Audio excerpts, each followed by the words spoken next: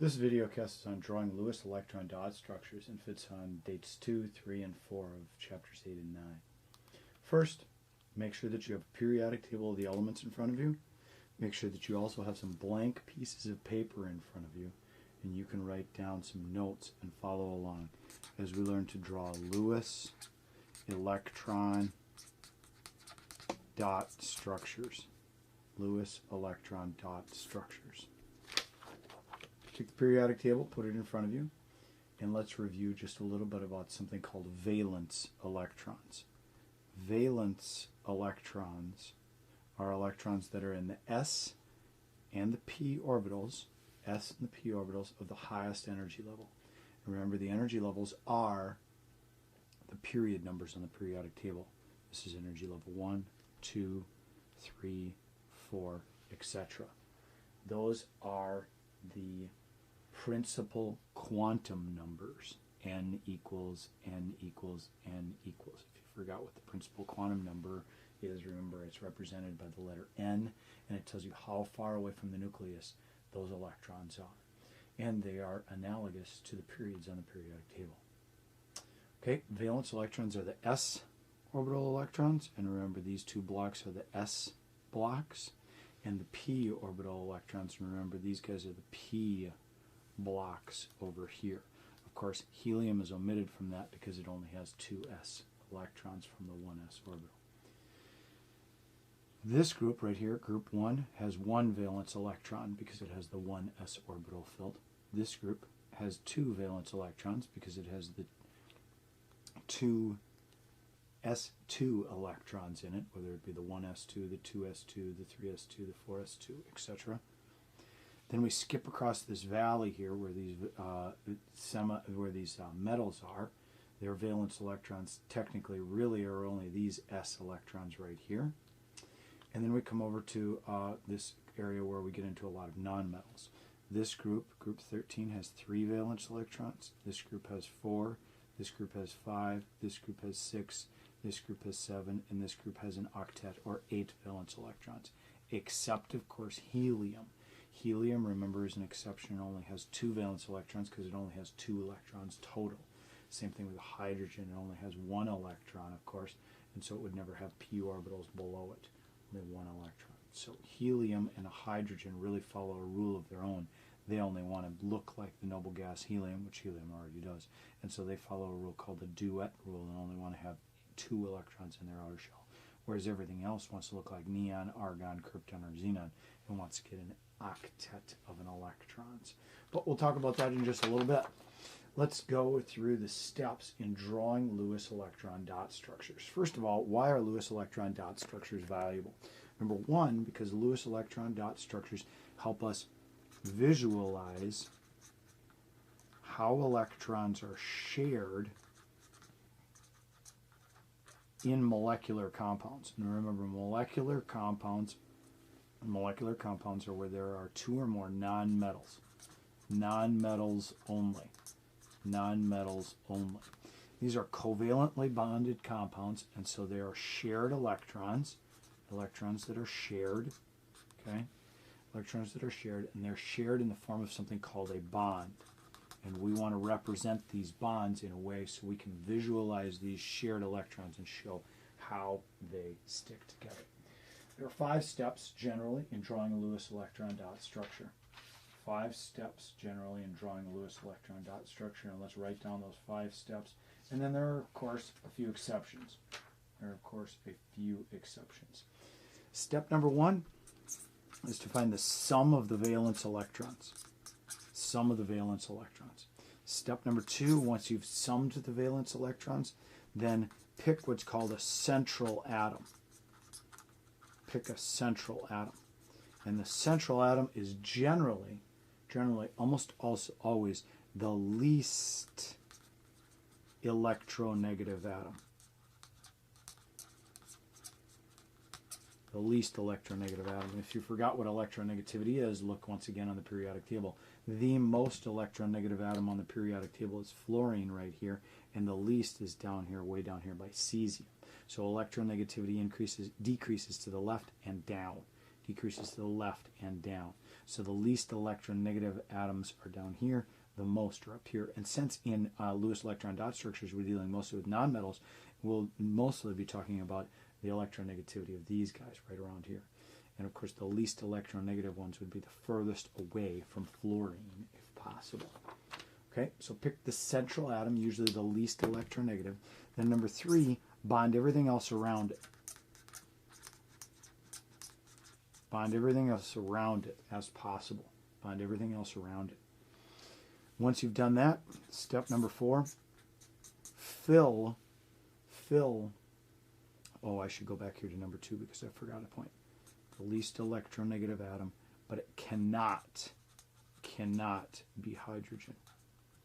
Cannot be hydrogen. And the reason it cannot be hydrogen is because hydrogen, remember, only has 1 electron. And hydrogen only wants to gain 1 more electron to be helium, and so it won't have lots of things bounded around it. Hydrogen is kind of in a class by itself. It'll only have 1 thing bounded around it ever. So that's why hydrogen can never be the central atom. Okay, bond everything else around it, and then what you want to do is you want to fill the octet. Octet, remember, means 8. Fill the octet of electrons. Fill the octet of electrons around all of those non-central atoms. And then lastly, fill the octet of the central atom. Now, there's some steps, and this is where it gets kind of tricky. Step number 5 and 6, etc. What happens if it doesn't work? What happens if it doesn't work? It doesn't come out. You've got extra electrons because you've been subtracting from some of these valence electrons. Well, then you've got to try double and triple bonds. Try double bond, try triple bond, and if those aren't working, then you have to do one of the weird exceptions that we'll talk about in a little while. So keep those 5 steps in mind. You've got them written down now. Put those off to the side and we'll refer to them as we do a whole bunch of examples. Let's do a bunch of examples following these rules. Do a bunch of examples following these rules, and let's start with something kind of simple. Let's start with PCl3. That's the first one we'll work with. First of all, sum the valence electrons. Remember, that's the first step. Have these rules in front of you. If you haven't written them down, go back in the video and write them down so you've got them, because they're not going to be on the screen all the time. Sum the valence electrons first. Okay, find phosphorus on the periodic table. Phosphorus is right here. Phosphorus is in group 15, so that means there's 5 valence electrons. Chlorine's in group 17, it means it has 7 valence electrons. So when I sum the total, phosphorus is 5, chlorine is 7 times 3, that's 21 plus 5, that gives me a total of 26 valence electrons. Step number 2, pick the central atom that's the least electronegative that's not hydrogen. Pick the central atom that's the least electronegative that's not hydrogen. Remember the rule, electronegativity decreases as you go to the left and as you go down. So my choices are chlorine and phosphorus. Well, phosphorus is way further left than chlorine, so phosphorus is going to be my central atom. Let's put phosphorus in the middle. Step 3, bond everything around it. Put the chlorines around it. I'm going to put dashes to indicate a bond, and remember, a dash indicates that there are 2 electrons being shared. 2 electrons being shared. This means 2, this is 2, this is 2. So take my total number of electrons, 26, subtract 2, 4, 6 from it. I'm down to 20 electrons. Keep a running tally as we go. Step number 4, fill the octet. Fill the octet of electrons and fill the octet of the central atom. Octet meaning 8 electrons around each because it wants to have a noble gas configuration. So 2, 4, 6, 8, 10, 12, 14, 16, 18. 18 electrons used to fill the octets of each one of the chlorine atoms, because remember there's 2 of them here in this bonded bond, 2 of them here in this bond, 2 of them here in this bond. Subtract 18 now from 20, because I had 20 electrons remaining. I've got 2 left over. Notice how dots we use.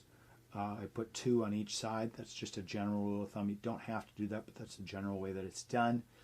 And these pairs of electrons right here are called unshared pairs because they're not shared with something else.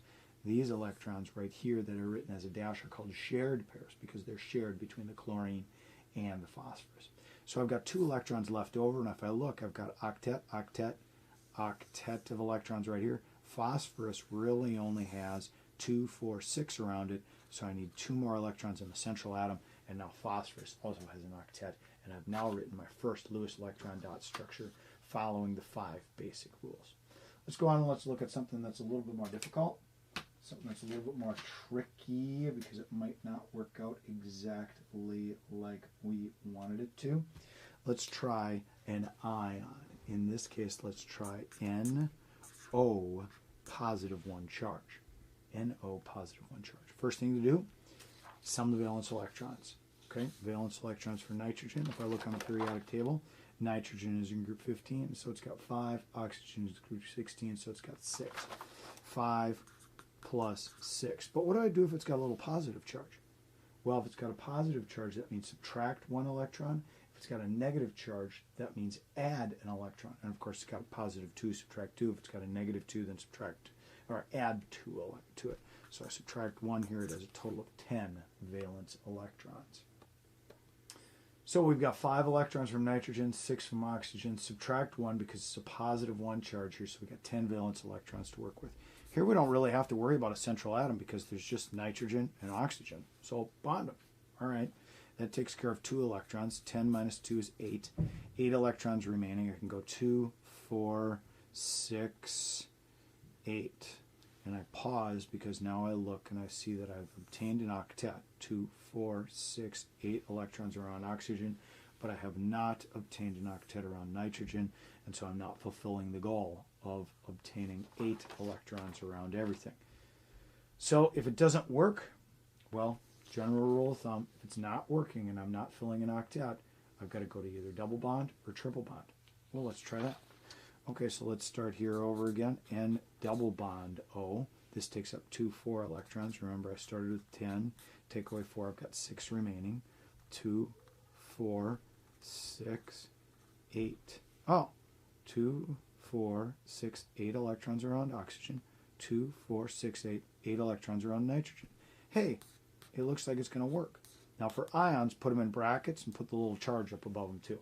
And that indicates that this is a possible Lewis dot structure for NO positive 1 charge. NO positive 1 charge. And I ran into some trouble originally, gave up, started again, this time with a double bond. Sometimes double and triple bonds are necessary to complete the octet and make sure that I've got 8 electrons around everything. Let's go on, let's try some other exception strange guys. Or maybe they're not exception strange guys, but they're just, some other rules that might be a little bit more difficult.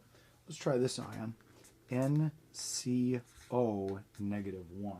This is known as the cyanate ion. The cyanate ion contains nitrogen, carbon, and oxygen. Let's say I want to draw the Lewis dot structure of it.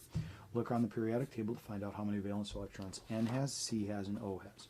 So looking on here, carbon has 4 valence electrons, nitrogen 5, oxygen 6. So 4 plus 5 plus 6, hey, that gives me 15. Notice it also has a negative 1 charge, which means I need to add 1 electron to it. The reason it has a negative 1 charge is because it has an extra electron. So there's a total of 16 valence electrons to use.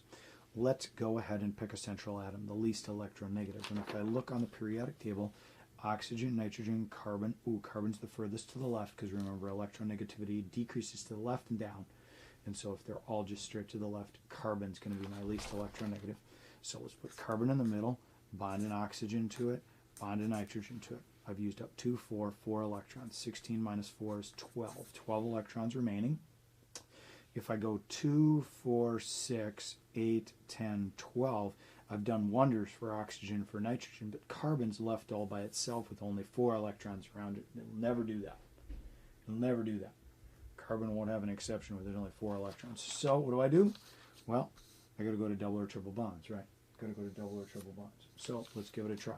How about I try this? Nitrogen, double bond, carbon, double bond, oxygen. Let's just try it, and we'll see. And some people don't like Lewis dot structures because sometimes you have trial and error and it doesn't work, but you got to get over that.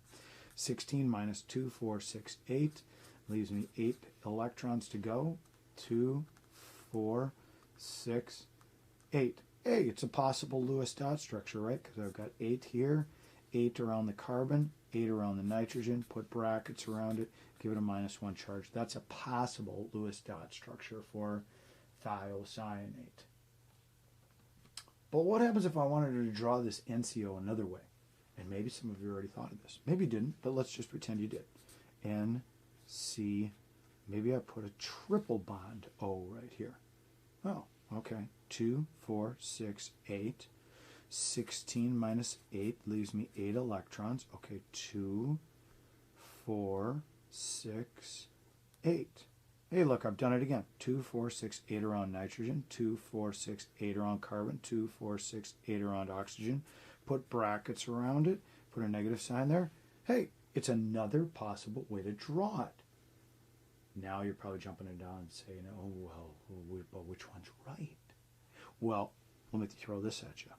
How about I happen to do it this way?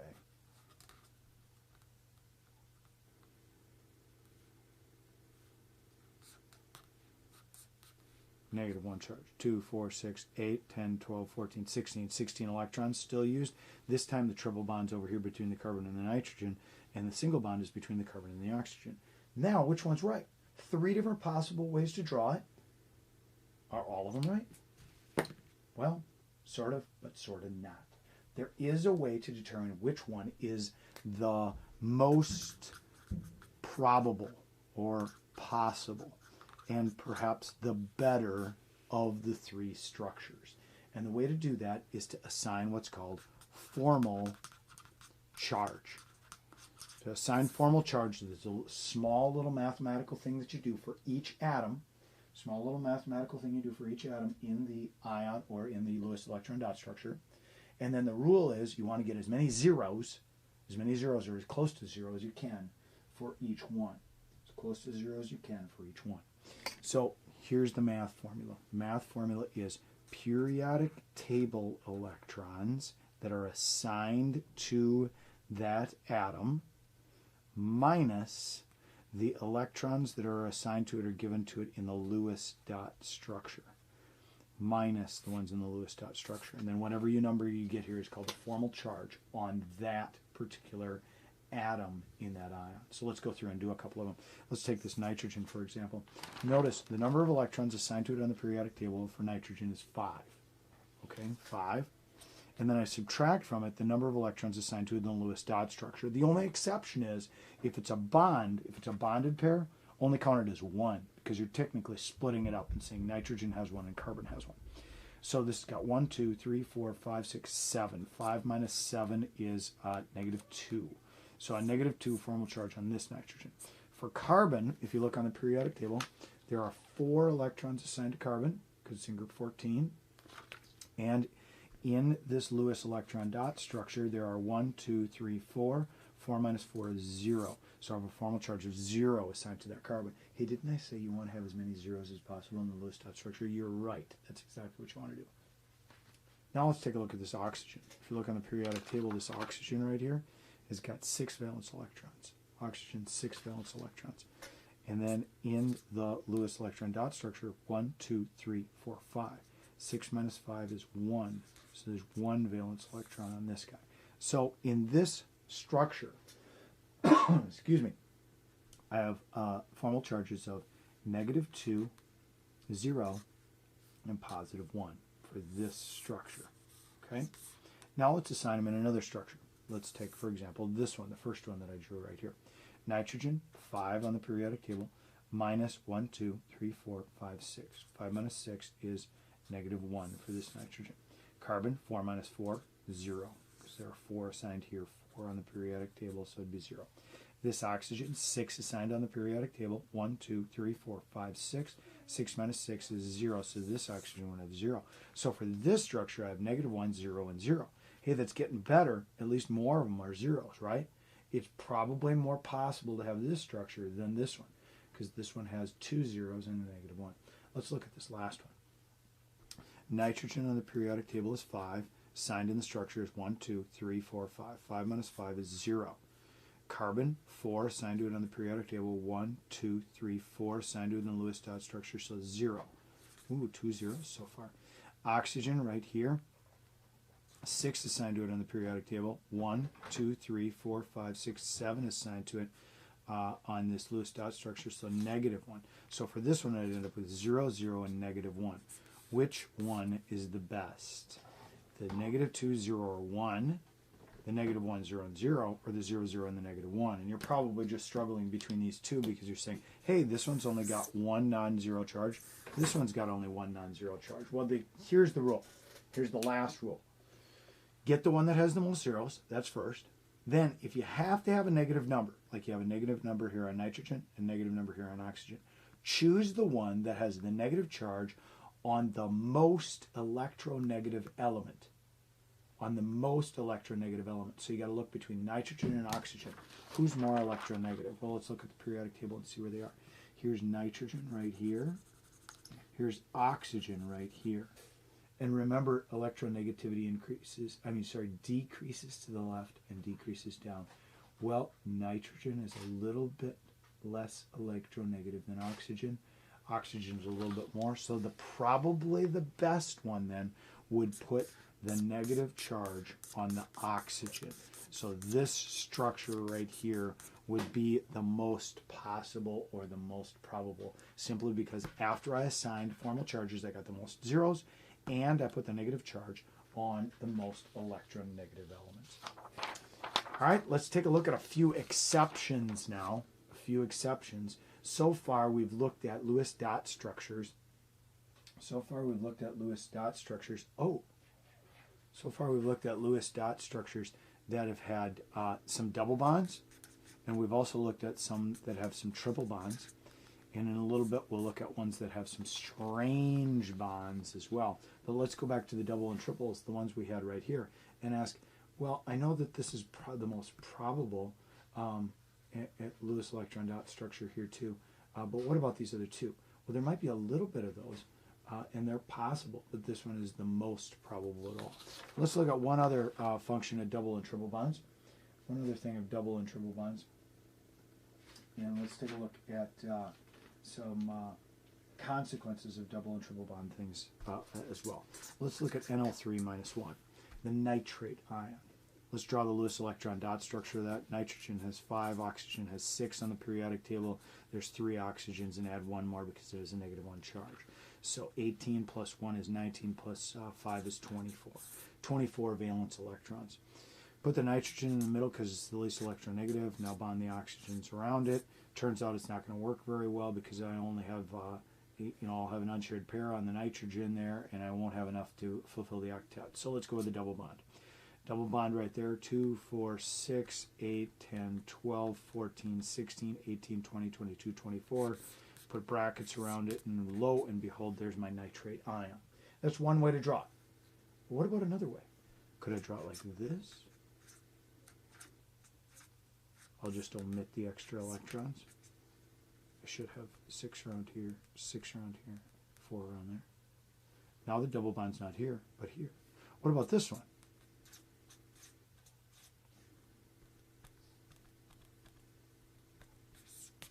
Would that be okay as well? Now, if I go through and I assign formal charges, I'm going to find out that it doesn't make any difference because every one of them is going to have an oxygen with a 0 and some oxygens that have a negative 1. And my nitrogen is going to end up with a positive 1 no matter what. No matter what I do, they're all going to be the same. So which structure is it really? Well, this brings up an interesting double-triple bond complex. This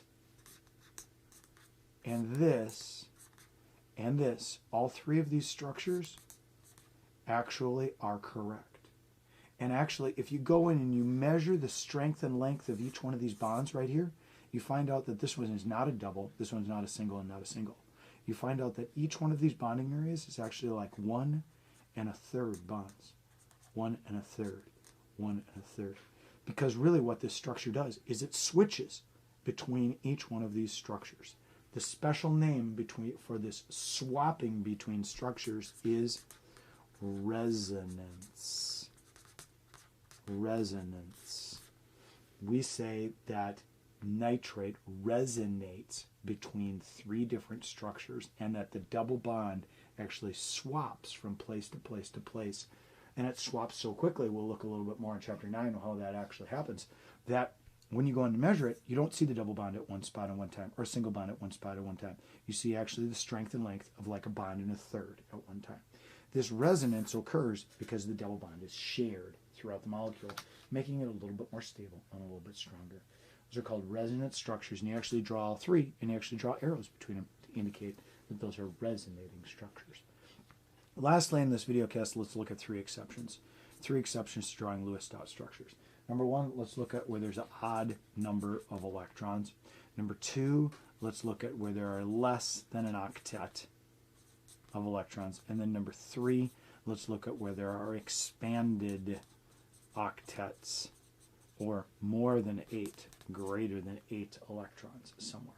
Odd numbers of electrons, less electrons, and expanded octets. Write those down. We're going to look at each one individually and do an exceptional example of each one. First of all, let's look at an odd number of electrons. Odd number of electrons are really weird. They're usually on substances that don't hang around very long. And an example is the gas NO, nitrogen monoxide. Okay, nitrogen has 5 valence electrons, oxygen has 6, we have a total of 11, an odd number of electrons. Well, what do? Well, I draw nitrogen to oxygen, that gives up 6 electrons right there. Hey, that leaves me with 5 left, 2, 4, 6, oh no, that doesn't work at all. Let's try again. How about, whoops, I drew too many oxygens there to start with. Let's try that again. NO, 1 bond. 11 total electrons minus 2, that leaves me with 9. Should I try a double bond? I'm not sure. How about this? 2, 4, 6, 8, 9. That might work. That leaves me with 2, 4, 5 on nitrogen. How about a double bond? 2, 4, 8, 9. That still leaves me with an odd number of electrons on nitrogen. And you're stifled because you're like, well, which one really works?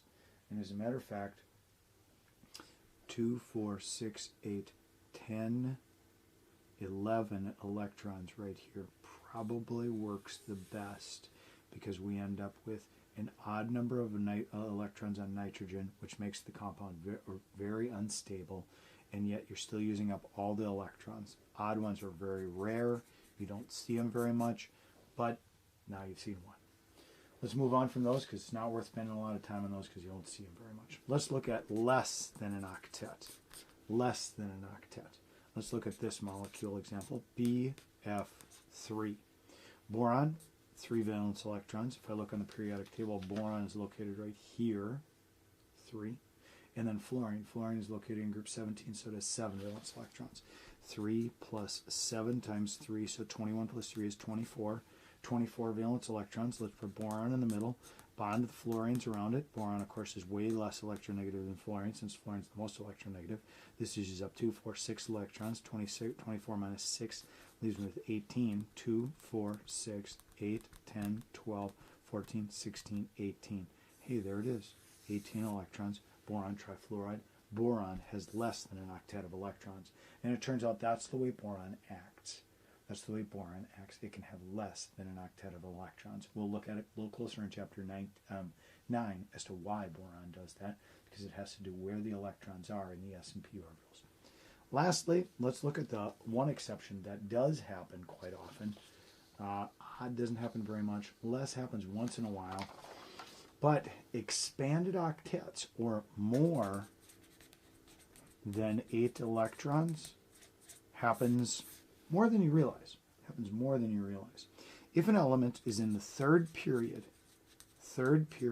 or below, and let's look on the periodic table so you know where I'm talking. Third period or below, that would be right here, aluminum, silicon, phosphorus, sulfur, chlorine. Here, any of these or below, it can have what's called an expanded octet. It can have 8 or more than 8 electrons in its outer shell. And the reason it can do that is because these, and anything below, have d orbitals. And the d orbitals, in this case right here for these guys, are unfilled. These d orbitals might be partially filled, or it has d orbitals that are unfilled that are above the energy level where there are electrons in it. You might say, yeah, well, sulfur doesn't have any d electrons. The highest it has is 3p4. You're right, but the 3d orbitals do exist. They're just not filled with electrons right now. So let's take a look at a couple of exceptions to this rule. PCl5 is one of them. Phosphorus, 5 valence electrons. Chlorine, 7 times 5 is 35 plus 5 gives me a total of 40. To bond 5 things around the phosphorus, you are now going to have 5 chlorines going around it. Yep, that's what it looks like. And this takes up 2, 4, 6, 8, 10 electrons, now down to 30 electrons. 2, 4, 6, 8, 10, 12, 14, 16, 18, 20, 22, 24, 26, 28, 30 more electrons done. There it is, PCl5 with 2, 4, 6, 8, 10 valence electrons around it. It has an expanded octet. Can phosphorus have an expanded octet? Yes, because phosphorus is in the 3rd period or below. 3rd period or below things can have that. Let's take a look at another example. If these substances exist, ones that contain noble gases, in this case XeF2, they almost always have an expanded octet, because of course xenon is a noble gas. It doesn't really readily form substances, but when it does, it can have an expanded octet because it's got those extra d orbitals that aren't filled. Xe, 8 electrons. Fluorine, 7 times 2 is 14 plus 8 gives me 16 or 22. Let's see, 14 plus 8 is 22 electrons. Put the least electronegative atom in the middle, xenon, bonded to the fluorines. Okay, that takes up 4 electrons, so 22 minus 4 leaves me with 18 electrons left. So let's go 2, 4, 6, 8, 10, 12. 18 minus 12 leaves me with 6 electrons left. So let's go 2, 4, put the extra electrons in the central atom, and there is my XeF2, and that is a possible expanded octet that I could have, because xenon has those extra d orbitals that I could fill up. One last example of an expanded octet, and then we are done. Let's try ICl4 minus 1, an ion. ICl4 minus 1, an ion. Iodine, of course, has 7. Chlorine has 7. Times 4 is 28. Plus 1 more, because it has a -1 charge. So 29 plus 29 plus 7 is 26. I'm sorry, 36. So 36 electrons. 28, 29. 29 plus 7 is 36 valence electrons. Now put the iodine in the middle. Put the iodine in the middle because it's the least electronegative. Bond the chlorines around it. 1, 2, 3, 4. Okay. It uses up 2, 4, 6, 8 electrons. 36 minus 8 leaves me with 28 electrons. Go ahead and fill the octets of the chlorines. 2, 4, 6, 2, 4, 6, 2, 4, 6, 2, 4, 6. So 1, 2, 3, 4 times 6 is 24. 28 minus 24 is 4 electron pairs, or 4 electrons left. 2 pairs left. Put them on the central atom. There is my ICl4. It's an ion, so put brackets and a -1 charge up there.